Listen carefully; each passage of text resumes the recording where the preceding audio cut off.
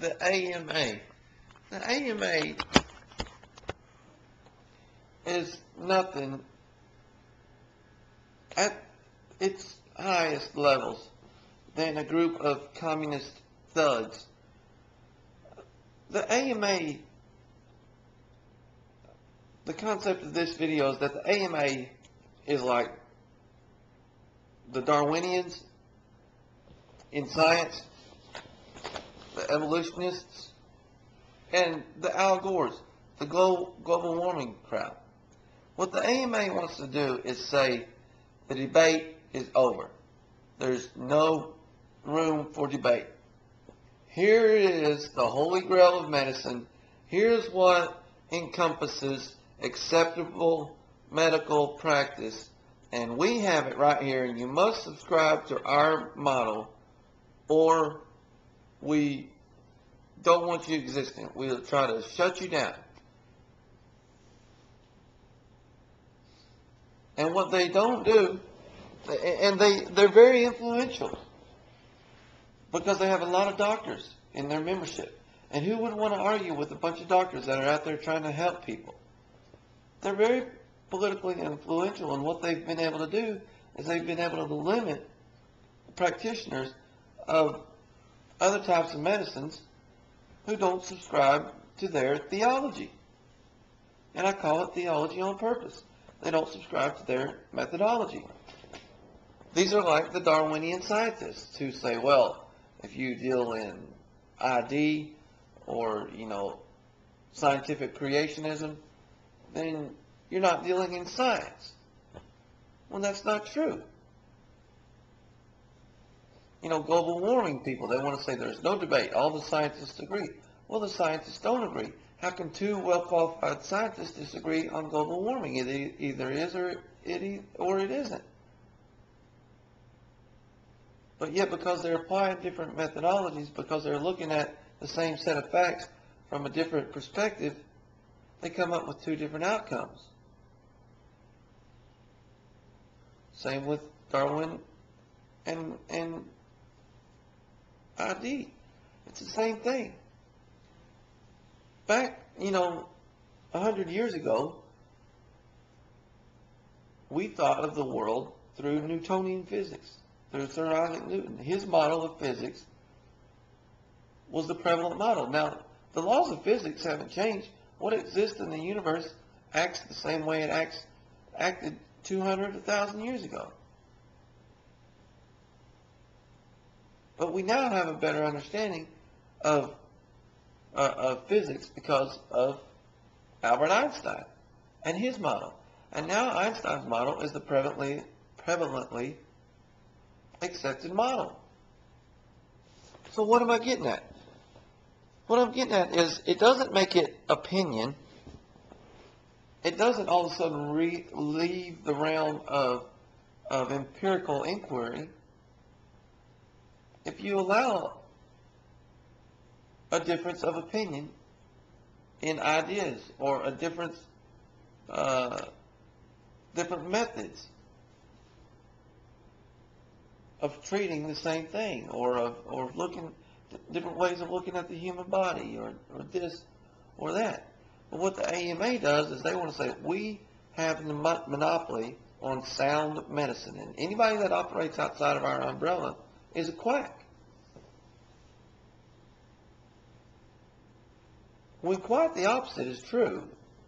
I mean, people in good standing with the AMA, have cut a man's testicles off when, it come to find out they were not cancerous, which, as you can imagine, would be devastating to the person they were supposed to do no harm to. They've amputated the wrong legs. They've done this. They've done that. They've given people pills that kill them and addict them and everything, all in good standing with the AMA. So let's look at what goes on under the umbrella of the AMA. And first of all say, is that sound medicine? Then let's look at the examples of history. The AMA itself has changed its position on certain things over the years. So how are we that might want to gather an opinion from somewhere outside of the umbrella of the AMA supposed to look at the AMA as some authoritative figure when the AMA itself has changed its positions on things throughout the years so many times? How are we supposed to now believe that they are the authoritative word on what's good medicine if they've had to adapt their own positions? How should we believe that good methodology couldn't be found outside of the AMA? Why does the AMA want to tell everybody who they should be able to see, what sort of practices should be able to be prescribed for what sort of ailments?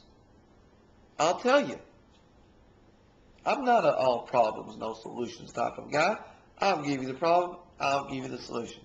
The reason is because they are a protectionist, mercantilist trade union that has one mission that has nothing to do with medicine, or very little. Their mission is to protect the interests of their members, and they do a very, very swell job at it. They protect the political power of their membership base, and they protect the profit and livelihood of their membership base. They've got so much competition excluded from bullying other types of practitioners through the court system and through the political system and through the legislative process that the profits and for their members are extremely high. And healthcare in this country is at an outrageous pace, outpacing inflation and everything else. But the AMA cares nothing about that. They don't even care about curing patients, I wonder sometimes. They certainly don't care about patients' pocketbooks. They care about their members. Their members pay them to look out for them. And that's what they do. The AMA doesn't care if chiropractics are practiced. They just don't want people outside of the umbrella of the AMA practicing chiropractic. That's why they sued in 1984 to try to have it outlawed as quackery. Now DOs that do something that's very similar to chiropractics, they can go be a wonderful, beautiful part of the AMA. And nobody cares. AMA doesn't have anything against chiropractics as a practice. They just want its practice to be limited to their members. If they would have won that case, chiropractics would have been swallowed up into what was acceptable by the AMA under another name in no time. I don't know why the AMA, or I do know why, but I don't know why it's accepted that the AMA gets to stand on their high horse, just like the Darwinists, just like the global warming crowd, and say the debate is over. Here's the answer. And they bring it down from on high and they share it with the underlings who have yet to have it revealed to them. It's nonsense. It's utter nonsense. I want freedom of thought. I want freedom of inquiry. I want freedom of choice. I want it all.